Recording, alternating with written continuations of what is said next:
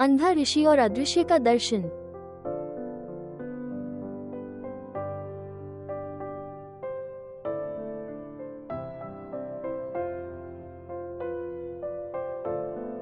शाम की हल्की रोशनी, घंटियों और घर लौटती गायों की आवाज। व्रज के हृदय में नंद और यशोदा के घर में एक रहस्यमय आगंतुक आता है। असित, अंधे ऋषि, जो गहरी दूरदर्शिता के लिए जाने जाते हैं। उनका विनम्रतापूर्वक स्वागत किया जाता है। नंद ने सिर झुकाकर कहा, हे पूज्यवर, आप इस साधारण घर में क्यों आए हैं? असित ने अपना चेहरा बालक कृष्ण की ओर उठाया। यद्यपि वो दृष्टिहीन था, फिर भी उसने कुछ विशाल और शाश्वत देखा। ऋषि आगे बढ़ते हैं। वे कहते हैं, बच्चे को मेरे पास लाओ।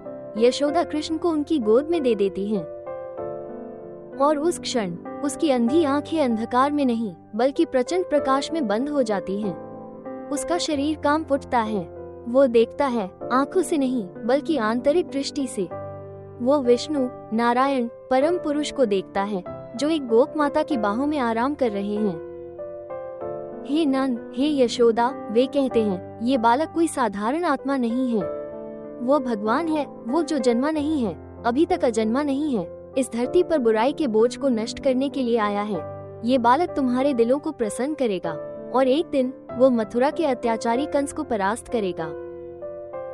यशोदा हैरान हो जाती हैं। उन्हें सिर्फ अपना चंचल बेटा दिखाई देता है, माखन चोर, खिलखिलाता शिशु। फिर भी ऋषि के शब्दों में शाश्वत सत्य की गूंज है। असित कृष्ण के नन्हे पैरों को छूता है। उसका शरीर, हालांकि अंधा और बूढ़ा है, एक सूक्ष्म चमक के साथ चमकता है।